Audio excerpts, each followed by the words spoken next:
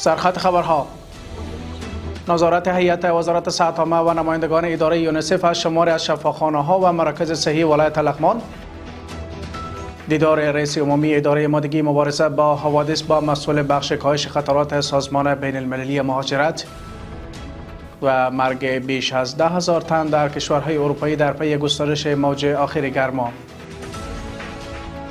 بسم الله الرحمن الرحیم. سلام، وقت شما بخیر بینندگان گرامی. به خبرهای امروز از اداره تحقیقاتی و نشراتی اوروج خوش آمدید. امروز دوشنبه 22 ماه سرطان سال روان هجری خورشیدی است. اکنون توجه کنید به مشروع خبرها.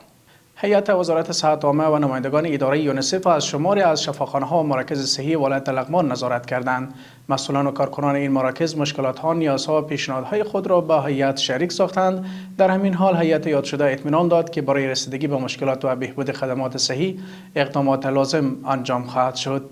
مولانا نورالدین ترابی رئیس عمومی اداره آمادگی مبارزه با حوادث در دیدار با مسئول بخش کاهش خطرات سازمان بین المللی مهاجرت یا IOM در جذب، آموزش و تجهیز رضاکاران گفتگو کرد.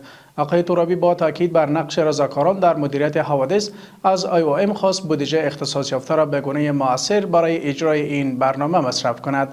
در همین حال مسئول بخش کاهش خطرات IOM نیز گفت که در ولایت‌های کابل، کندهار و بلخ در هر ولایت 90 کمیته رضاکاران ایجاد می شود و اعضای آن پس از آموزش به تجهیزات لازم مجهز خواهند شد. دفتر رسانه‌ای مقام ولایت ننگرهار میگوید که نیروهای مدیریت مبارزه با مواد مخدر قماندانی امنیه این ولایت در جریان عملیات‌های جداگانه در شهر جلال آباد و شمار از ولسوالی‌ها 13 تن را به اتهام قاچاق، خرید و فروش مواد مخدر بازداشت کردند.